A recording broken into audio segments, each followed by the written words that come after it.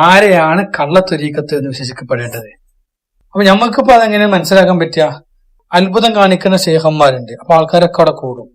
അത്ഭുതം കാണിച്ചത് കൊണ്ട് ഒരിക്കലും എന്താകാൻ പറ്റൂല, ഒരു ശേഖാവാൻ പറ്റിക്കൊള്ളണമെന്നില്ല. കാരണം അത് ജിന്ന് സേവിച്ചാലും ശൈത്താനെ സേവിച്ചാലും ആ അത്ഭുതം കാട്ടാം, അതുകൊണ്ട് ശേഖാവൂല. പണ്ടൊരു മഹാനായ വ്യക്തി, ഒരു ഫക്കീറായ ജീവിച്ചിട്ടുണ്ട് നാട്ടില്. തൊട്ടപ്പുറത്ത് നാട്ടില് ഒരു പോയിന്റ് അക്കര ഒരു മഹാനായ വ്യക്തി 10-20 കൊല്ലമായിട്ട് ടെന്റ് കെട്ടി വിഭാഗത്തിലാണ്. ഭയങ്കര വിഭാഗത്താണ്. കാലങ്ങൾക്ക് ശേഷം ഇയാള് പുഴ മുറിച്ചടക്കാണ്, വെള്ളത്തിന് മേലെ കൂടെ നടന്ന്. അപ്പൊ ഇത് കണ്ടിട്ട് ആൾക്കാരൊക്കെ പാടെ മറ്റും മറുകരയിൽ ഒരുമിച്ച് കൂടിയിട്ടുണ്ട്. അപ്പൊ ഈ ഫക്കീർ നടന്നു വന്നു. എന്താണ് പ്രശ്നം?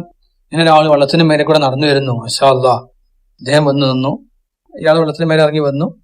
അപ്പൊ ഇയാൾ ചോദിച്ചു, മോനെ ആരാണ്? അപ്പൊ ഞാൻ ഇന്ന ആളാണ്. അപ്പൊ എങ്ങനെ ഈ സിദ്ധി കിട്ടി? ഞാൻ 20 കൊല്ലം അധ്വാനിച്ചുണ്ടാക്കിയതിനാണ്. അപ്പോ ഇദ്ദേഹം പറയാണ്, മോനെ 4 അണ കൊടുത്താൽ അവിടുന്ന് ഇങ്ങോട്ട് ഈ കരയ്ക്ക് ഇങ്ങോട്ട് എത്താൻ പറ്റും തോണിയില്. അതിന് 20 കൊല്ലം കഷ്ടപ്പെടുത്തേണ്ട വല്ല ആവശ്യമുണ്ടോ?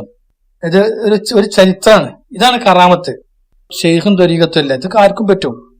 ഷെയ്ഖ് എന്ന് പറഞ്ഞാൽ ഹബീബായ റസൂൽ സല്ലല്ലാഹു അലൈഹി വസല്ലമയുമായി നമ്മളെ ആത്മാവിനെ അങ്ങോട്ട് കണശപ്പെടുത്തി അള്ളാഹുമായി എത്തിക്കുന്ന രൂപത്തിനാണ് പറയാം.